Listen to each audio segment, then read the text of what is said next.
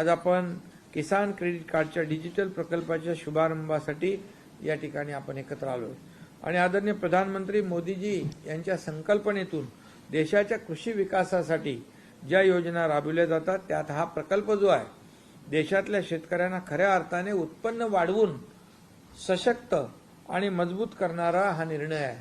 आपला भारत हा कृषीप्रधान देश आहे असं आपण म्हणतो आणि म्हणूनच शेतकरी हा केंद्रबिंदू मानून आपण काम करत असतो।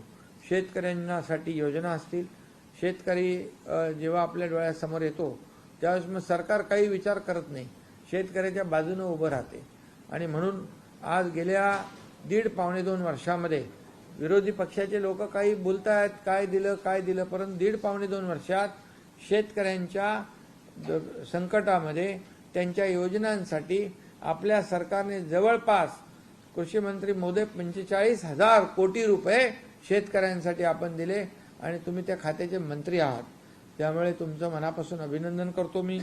त्याबरोबर बीडचे जिल्हाधिकारी, तलाठी, कृषी सहाय्यक, ग्रामसेवक, विभागीय आयुक्त इथं आहेत आणि देशातल्या फक्त 2 जिल्ह्यांची निवड झाली, त्याच्यामध्ये बीड जिल्हा आपला एक आणि तो बीड जिल्हा पण तुम्ही म्हणाल की 1 नंबरला आहे, त्यासाठी तुम्ही कृषी मंत्री म्हणून अभिनंदनास पात्र आहात, तुमचं मी मनापासून अभिनंदन करतो। महाराष्ट्र गेल्या पावणे 2 वर्षापासून शेतकरी आणि कृषी विभागासाठी अनेक योजना राबवतो आपण। आज सिंचनाचे प्रकल्प जर पाहिले तर आपल्या सरकारच्या अगोदरच्या 2.5 वर्षामध्ये एक सिंचनाचा प्रकल्पाला प्रशासकीय मान्यता दिली होती, पण आपल्या सरकारने 120 प्रकल्पांना मान्यता दिली।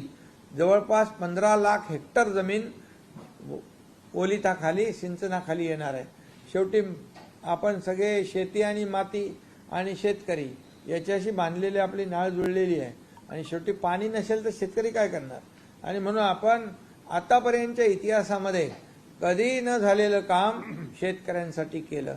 जलयुक्त शिवार योजना देवेंद्रजी मुख्यमंत्री होते तेव्हा त्यांनी सुरू केलं, आपण सगळे मंत्री म्हणत होतो, ते नंतर मागच्या सरकारने बंद केलं। अतिशय चांगली योजना जलयुक्त शिवार योजनेची बंद झाली, पण आपलं सरकार आल्या आल्या जलयुक्त शिवार योजना आपण सुरू केली, शेतकऱ्यांना वरदान ठरणारी योजना आपण सुरू केली, पीक विमा योजना 1 रुपयामध्ये आपण सुरू केली। मोदी साहेबांनी 6,000 रुपये वर्षाला दिले, त्याच्यामध्ये आणखी आपण 6,000 रुपयाची भर टाकली, 6,000 म्हणजे 12,000 रुपये शेतकऱ्याला आज मिळत आहेत। त्यामुळे शेतकऱ्यांसाठी मागे 12,000 रुपये आज वर्षाला आपण देणार हे राज्य पहिलं राज्य आहे। 1 रुपयात पीक विमा मगाशी म्हटलं हे पहिलं राज्य आहे। मागेल त्याला शेततळं, ड्रीप इरिगेशन, अनेक ज्या काही योजना आपण जोडधंदे शेतकऱ्याला मिळाले पाहिजे यासाठी सातत्याने आपण प्रयत्न करतोय।